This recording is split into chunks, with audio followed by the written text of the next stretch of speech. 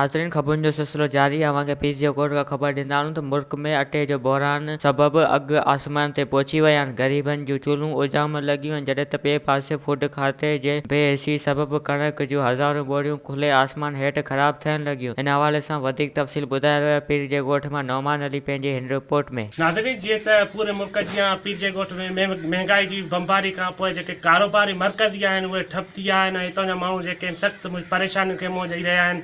वधीक उन्हनि सां ॻाल्हि ॿोल कंदासीं त उन्हनि जो छा चवणु आहे, केतिरी महांगाई आहे ऐं जेके शयूं आहिनि उन्हनि जा अघु छा छा आहिनि, अचो त उन्हनि खां मालूम पिया कयूं। असां मज़ूर माण्हू ग़रीब मिसकिन सफ़ा, हिकु त मज़ूरी आहे कोन का कमुकार कोन्हे को जो मज़ूरी करे सघूं। उन खां पोइ इमरान खान असां ते एतिरी भलाई करे छॾे, 70 रुपया किलो 75 रुपया किलो अटो आहे। उन अटे वारनि मशीन बि हाणे बंदि करे छॾिया। असांखे खाइण पीअण लाइ कुझु बि कोन्हे को, काई असांजे लाइ सहूलियत कोन्हे का। उन्हनि जी महिरबानी वसारनि खे अपील आहे त महिरबानी करे कुझु सस्ता बि कयो जो ग़रीब माण्हू पेट पाले रोज़गार करे अॻिते वधे।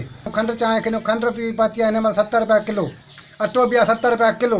हाणे खंडु वठूं या अटो वठूं, असां वटि त कुझु बि कोन्हे। महिरबानी कयो का सस्ता बि कयो जो असां पेट पालियूं। ॾाढी तकलीफ़ आहे असांखे, नंढड़ा बच्चा मौसम नथा पाले सघूं, ॾाढा परेशान आहियूं।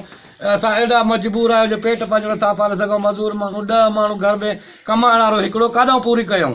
सो असांजी महिरबानी करे जेका तकलीफ़ आहे इहा तकलीफ़ असांजी दूरि करे, ॾाढी तकलीफ़ आहे असांखे। महांगाई जे ॾिसो आया आहियूं अटो ख़रीद करणु, मशीन वारा चवंदा न असांखे कणिक थी मिले, न अटो एॾो महांगो आहे जेको आहे 75 रुपया किलो थी वियो आहे। असां ग़रीबनि खे ॻोठाणनि खे छा ॾियूं?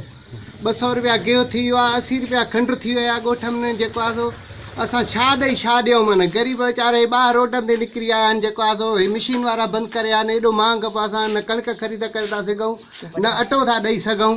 हुकूमत खां इहा ई अपील आहे हिननि ग़रीबनि नंढनि बचनि ते रहम करे जेको आहे सो कुझु सस्ता पिया करे। वफ़ाक़ इमरान खां घुराए त बाबा सस्ता पिया करे, हिननि ग़रीबनि खे रिलीफ ॾिनो वञे न। जंहिं माण्हुनि जेको आहे सो एॾो तव्हांखे कुर्सीअ ते विहारियो आहे। वधीक ख़बरुनि ऐं तफ़सील जे लाइ विज़िट कयो असांजी वेबसाइट awami news hd.com ऐं ॾिसंदा रहो Awami News HD।